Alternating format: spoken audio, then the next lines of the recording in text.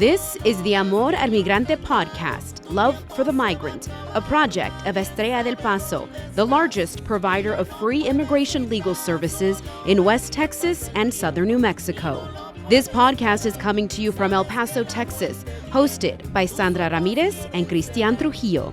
Please subscribe to the Amor al Migrante podcast to be alerted about new episodes and visit www.estrelladelpaso.org to support our work on the southern border.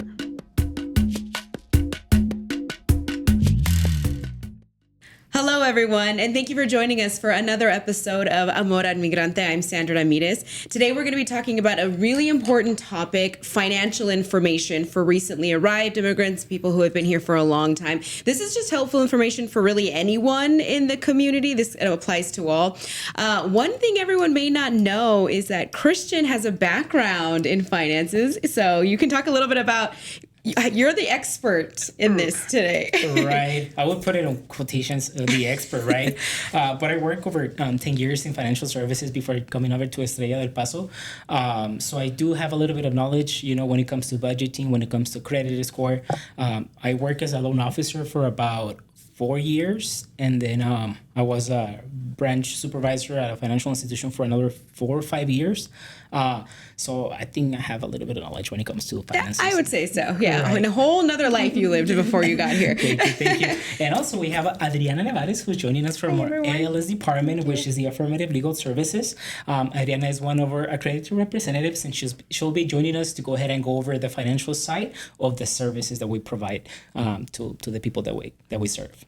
Yeah, so it's really important that one of the challenges we face, and this is what Adriana will talk about a little bit, is that people faces the fees, the expenses, the application fees are really expensive, and that can work as kind of a bar. So we'll touch on that in a little bit. But first, we want to start with Cristian. Talk to us a little bit about the basics. People get here and they may not know what a credit score is, how it works, why it's so important. So talk a little bit about all those basics. Right. So basically, the credit score in the U.S. is between 300 points to 850 being the highest. The way that the credit score works is the highest score you have, the lower rates or interest you're going to pay when you need to get something, right? Let's say you need a loan, you need a credit card, you need a car, you need a house.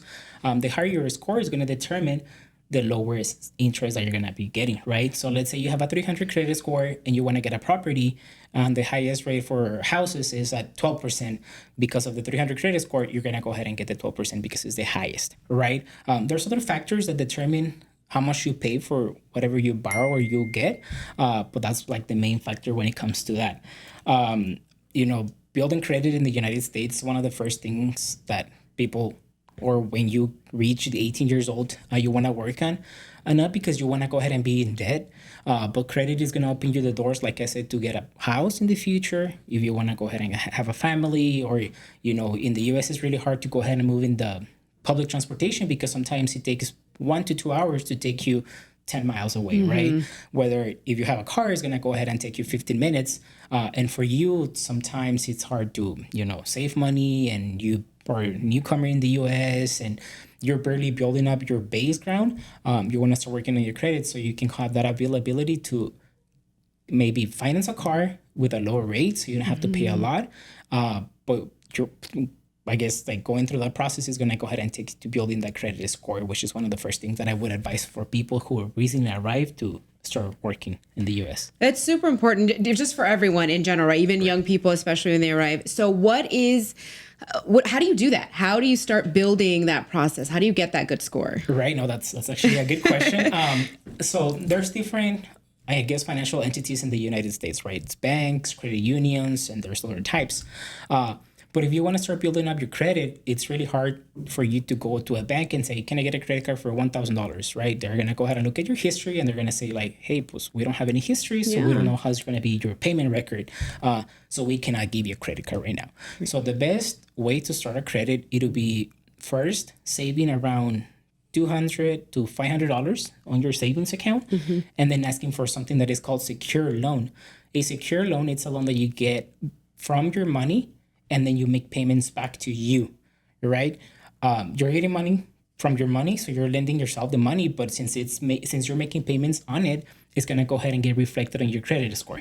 So let's say you make 6 payments to yourself, that's going to be 6 good, timely payments that are going to be showing in your credit report. Yeah. And then from there, you can move to a secure credit card. Secure credit card works exactly the same as a secure loan.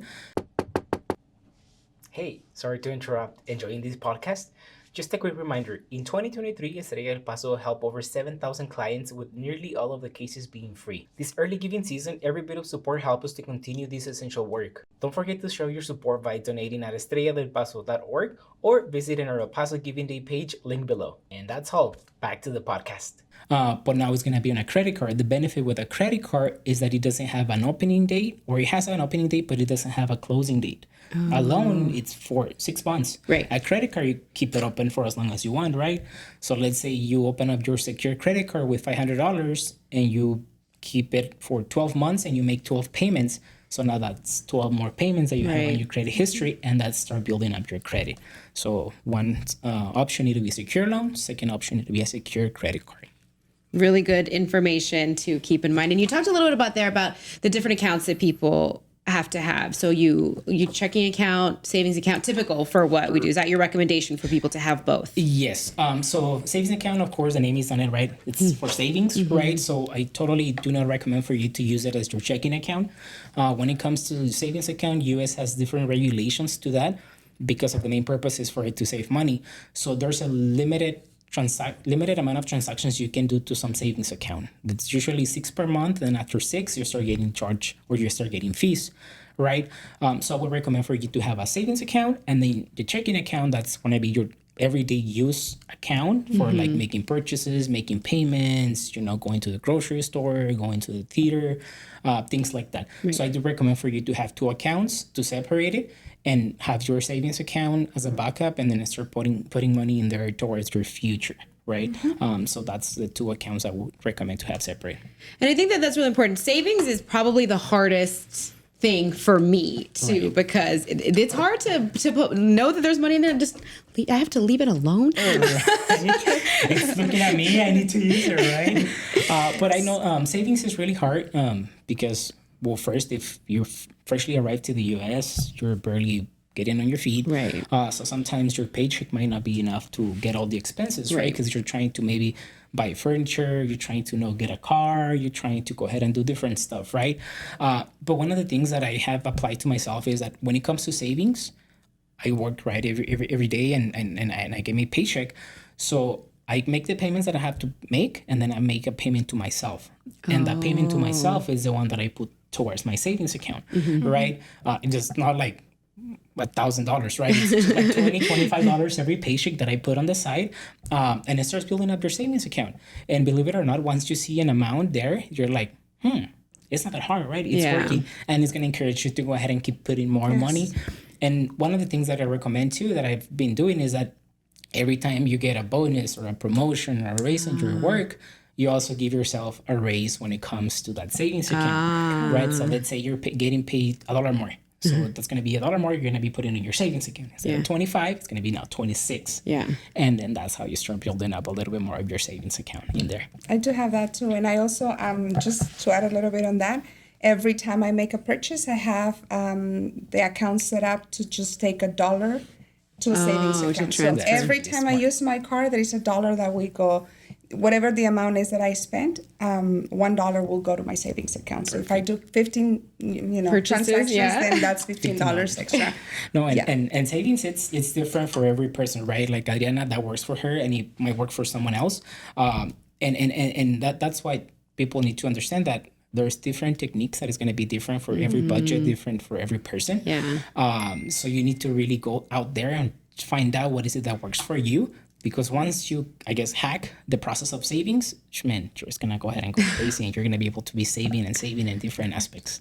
Yes. And we're going to I'm going to have so much, my savings account's going to be huge after this podcast. Nice. It's not. That's a winner. But one of the reasons we wanted to talk about this is because going back now to the fees that people have to pay and how expensive those are, and how maybe setting up these savings accounts is helpful for that. So that's why we brought you here, Adriana. So we just wanted to kind of talk to you a little bit about what are some of the most common applications you see. So you work in our Affirmative Legal Services unit, and so that's basically basically processes for people who are already in the United States. We're talking about legal permanent residency when you apply for your green card, naturalization, DACA applications, any applications that are done once you're already inside of the United States.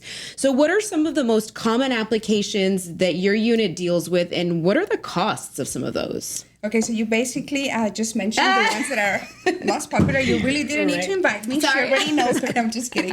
So yes, basically what we work with the most is renewal of your legal permanent residence card, which is the I-90 application. That's $465 to apply. We also have the adjustment of status, which is the most expensive of all. It's $2,375. That is not including the medical tests that you have to do, the pictures that you have to take.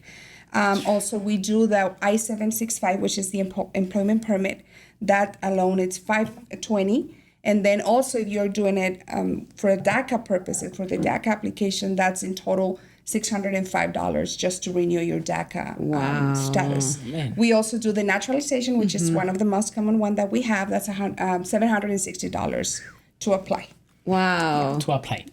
And then how often, like for DACA, how often they have to renew? Every 2 years. So that's $605, you said? Yes. Every 2 years. Every 2 years. And for the I-90, which is the renewal of your LPR card, you have to do it usually every 10 years. So that's $465 every 10 years. And then naturalization is just once. So that will be $760 just for once. Now, we provide those services here. And if the clients come, we don't charge for our legal services, which is one of the reasons why, we have all those clients that we serve every single day. We have hundreds of applicants coming to visit us because we don't charge for the legal fee. So that helps them, to kind of like not have to, come out of all the money, out of pocket with all that amount of money. But when they don't qualify for that, then we try to find another way to see if we can help them so they don't have to pay the whole amount for the application. Yeah. It's crazy. I mean, how many of you guys can fork out like $500 on a month just like that to pay for a renewal? Without preparation, absolutely not. Man, like that's going to go ahead and mess up the whole budgeting for the whole month and 3-4 months maybe, right? So I think that's the importance of savings, right? If you're a DACA, you know that every 2 years you're going to be paying $605. Prepare yourself, right? Put it on a notebook or a sticky note. Every month I have to save at least, I don't know, $30, right? And every month you put the $30 away. So when it comes to renewal, you already have that extra money, right? If we can waive a fee or the fees can be lower, perfect. You already have an extra savings for you. But if not, man, $600, it's a lot. And you said the naturalization, $700, how much? $760. $760, that's a lot of money. It's a lot of money, man, yeah. And take in consideration, the minimum wage in Texas, it's $7.25. So $700, it's a lot of money, a lot of working hours that you have to put in just to pay for you. On top of paying rent bills. Yes, and then you have to take into account that even though it's every 2 years, immigration or USCIS in this case, it's expecting us to apply 6 months before the expiration of that permit. So you have even it's less a year time. and a half. So basically, and this is a year and a months. half because you need to be mindful that immigration takes time to process your application. So you don't want to apply when it's about to expire. So you want to take 6 months before to be able to apply on time, and you'll get your permit on time. And you mentioned that here we do the legal services are free. So the office, so you won't pay any office fees. You won't pay for Adriana services. It's just directly to the government agency for the application fee. But if you're in a position where you work with a private attorney who does charge for those fees, then that's added fees that you also have to plan for and budget for to make sure that you're covering those. And those can vary depending on where you go or who you go see to help you with that application. Yes. So that's one of the benefits that you can find if you come to us, that we are not going to charge you for our services. That doesn't mean that our service will be less or better than any other office in town or anywhere. That only means that we as an organization are able to provide those free services for those people that don't qualify or don't have the means to come up with that money. And, we will just do as good of a work that anybody else here in town. Absolutely. And I think that's the beauty of organizations like ours, that with your donation, with your support, with the work of Adriana, we can help other people, not only to pay for our salaries or the people that works in here, but we help thousands of clients that arrive, and like I said before, right, they don't have the money maybe to pay for the whole process or like a private attorney, but they come here, we help them out, and they get the exact same service as if they were going to a private attorney. Correct. We're professionals, we're accredited representatives, we have attorneys here.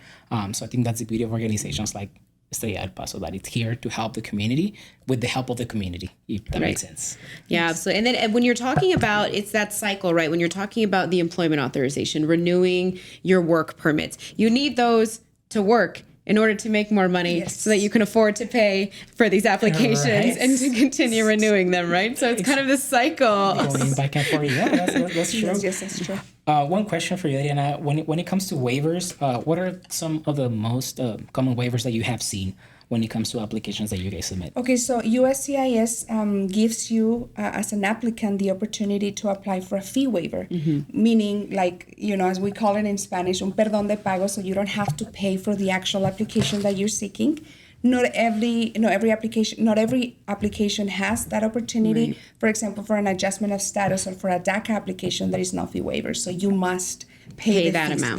There is no way around those fees. So a fee waiver basically means that you're going to be able to apply with immigration with, let's say you're going to apply for an I-90, and then we submit along the application a fee waiver asking immigration based on our income or our financial situation not to pay for that application. So there's 3 ways that you can qualify for a fee waiver. The first one is that you need to prove that you receive means tested benefit. For example, if you receive food stamps, also SNAP, how we call it. Right. If you provide documentation along your application for whatever it is that you're applying, let's say for naturalization, then you're eligible to qualify for the fee waiver. Then also the other one is if you're below the 150% of the federal poverty guidelines, that also you can find them on the USCIS website.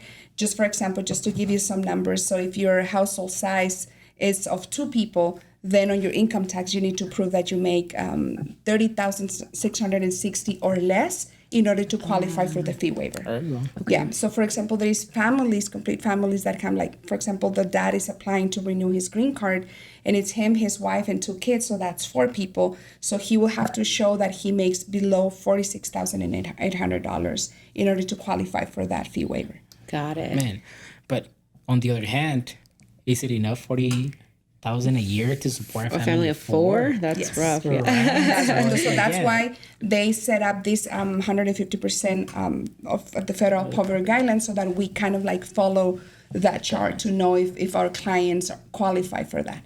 And then the last one is if you have the documentation to prove that you're going through a financial hardship.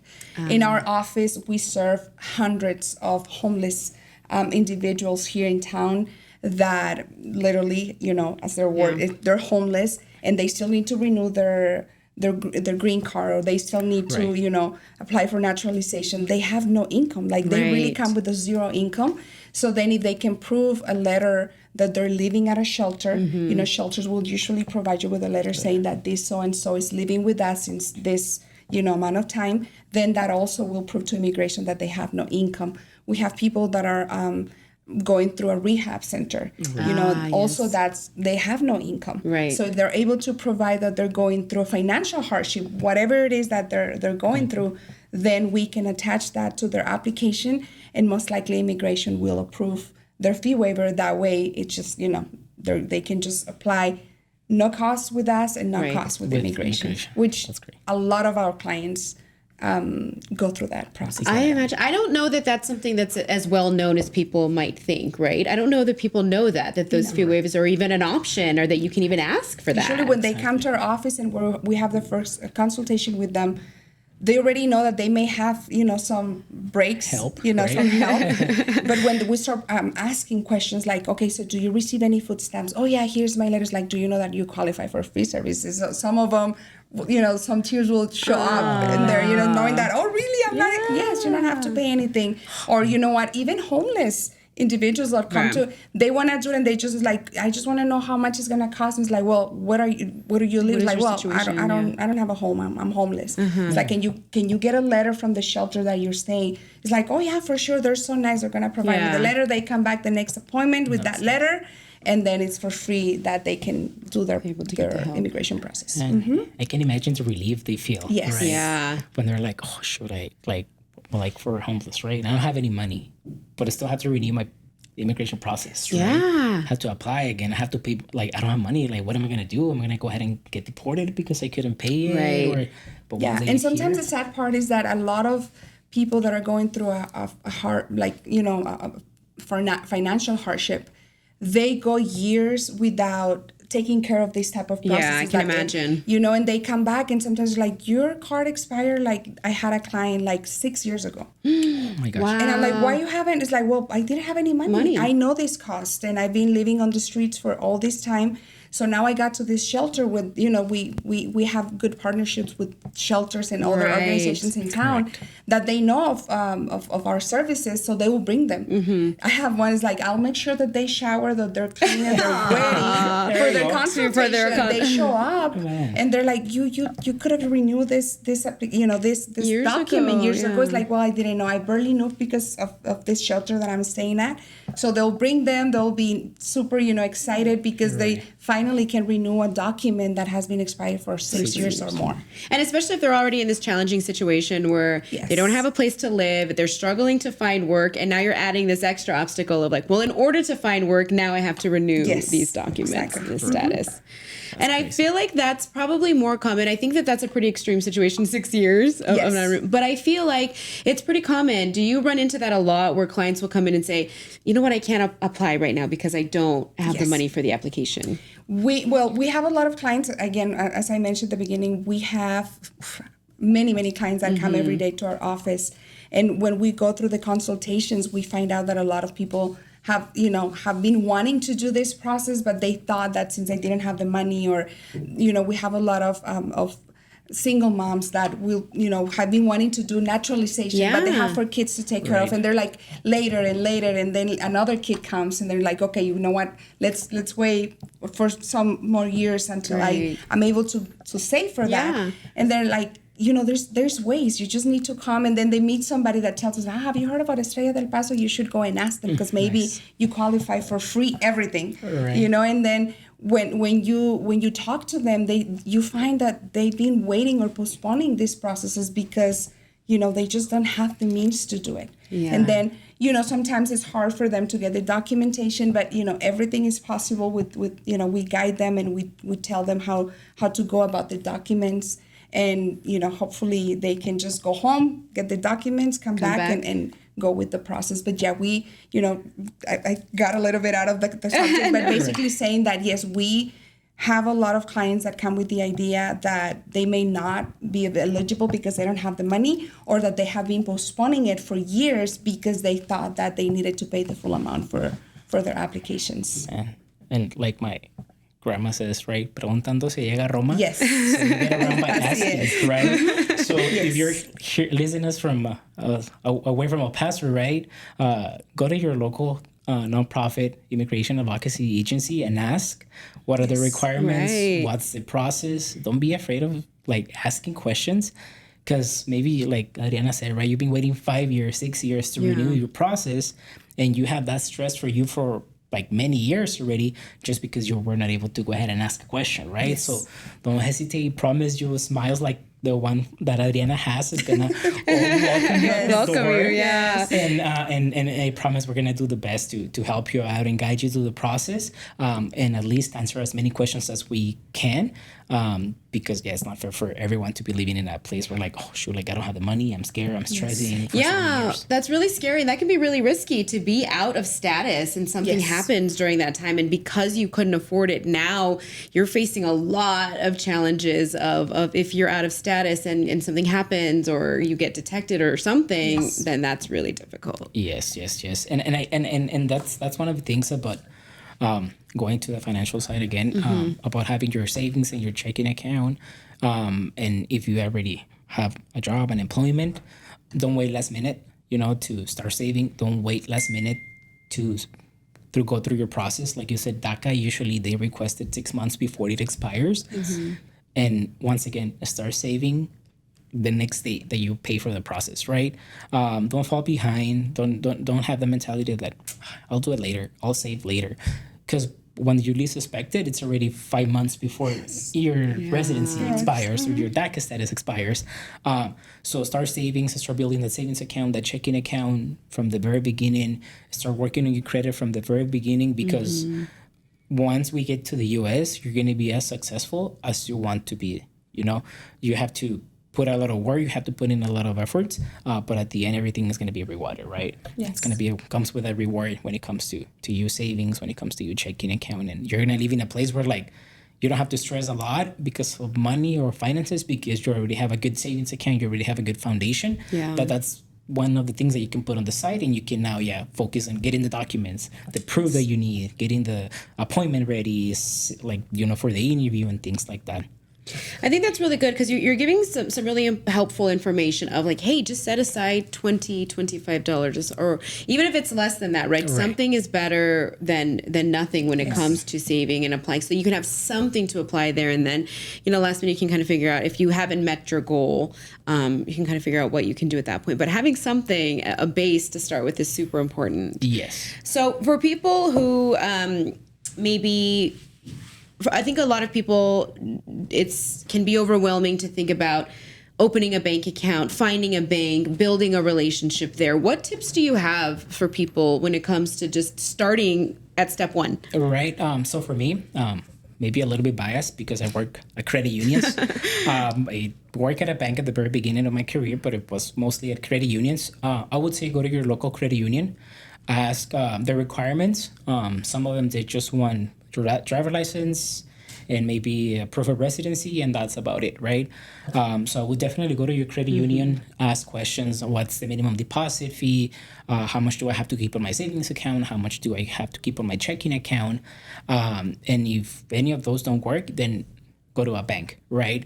Benefit with the banks is that since they're bigger when it comes to that, right? They have more, I guess, branches all over the U.S. Like Wells Fargo's, Bank of America. They have a lot of branches across the U.S., right? Where local credit unions is usually just local to your region, to your city, to your state.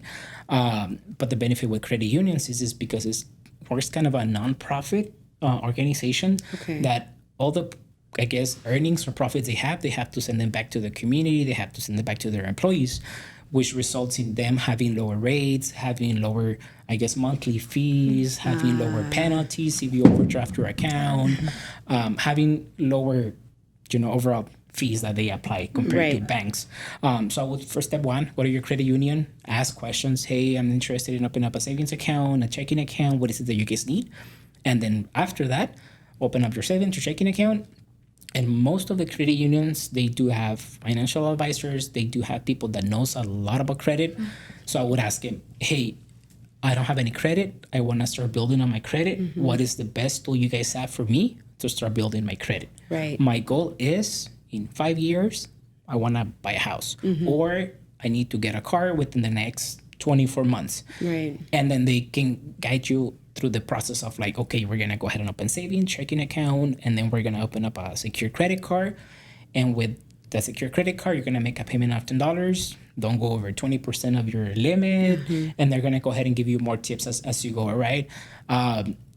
Many people think that going to the bank is scary, right? Because it's money. Yeah, of but course. treat it as you're going to the doctor, right? As you take care of your health, you have to take care of your finances, right? Because if you don't have enough money or you're struggling with your money, promise you're going to get stressed, and the stress takes you to getting health problems, right? So in a sense, they go hand in hand, right? But I would give those tips, like first savings, checking, and then ask about building up your credit with a secure loan, secure credit card. And I think just a quick commercial right there, Cristian and Sandra, for those that don't have a social security number, banks may not be able to open up an account for you, but there are banks, what I would recommend is, I'm not going to give specific names because I know in town there are very few, unfortunately, that will open accounts for people that are undocumented. They probably will ask you for your passport or any other document that verify your identity. Sure. But we also need to acknowledge that not every financial institution will open up accounts if you don't have a status. But there are some. So in every, whatever you're watching this podcast, I recommend for you to search for those institutions. Here in town, there is an institution that will open up accounts for people that have no Social Security or a status. Yeah. So that's important for you to just do your search because, sometimes you wouldn't be able to open an account if you're undocumented. Yes. And then there's different documents, right? You maybe you don't have a passport, but you might have a matrícula consular. So that sometimes many institution works as an official identification for you to open up an account. So once again, don't be afraid to ask questions. Exactly. Promise banks or even us, we're not gonna go ahead and be judging you by asking questions. We're gonna just welcome you and try to do the best to help you out, because at some point one of our family members went through the same process, or even us went through the same process. Right. So every time we answer questions or help someone, makes us feel proud and happy for that. Yes. Oh, that's amazing. Well, this was a really helpful information. Thank you guys both for doing this, Adriana, for giving us some context on how this is very important for our audience, for our clients, right? We want to make sure that we're providing this information so that they know where to turn to. And then Cristian, for tapping into your knowledge from your past previous life. I hope we don't make you miss that and just I know. You're staying with us. I love what I do right now. But it's good to be refreshed about what happened. Yes. And I think that's the magic of Estrella del Paso, that we're so a diverse, dynamic organization with a lot of knowledge of every person that works in here has something to share with everybody. And I think that's the beauty of us, that we can just, have a lot of information to share with our clients and with the community. Absolutely. I agree. So anything else we have to add, Adriana or Sandra? I don't have any more questions. Well, no, just, thank you for the opportunity. I was kind of freaking out using my English. I'm not very good at doing this in English, because I was saying, how the phrase we were using, how smart we're in Spanish. So, I'm so happy that we're able to serve our community, to serve our clients. We're here, ALS, or the Department of Affirmative Legal Services.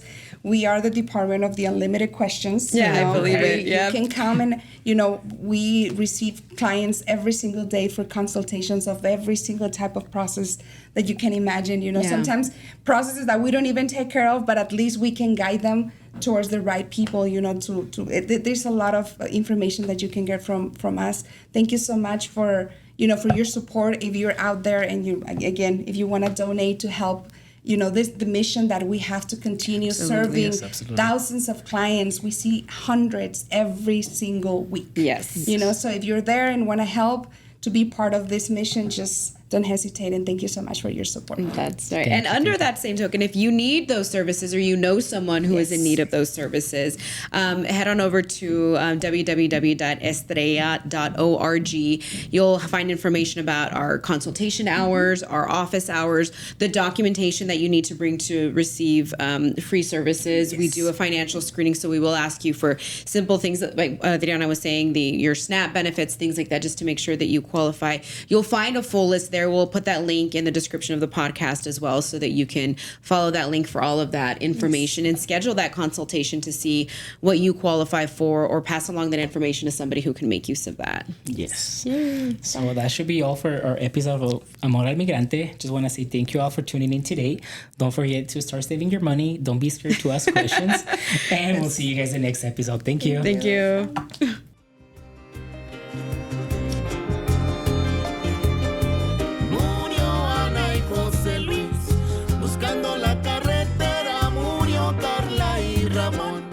Adentro de una hielera murió Pablo y Andrés, cerca de la frontera, y cada vez me muero yo, viviendo con la tragedia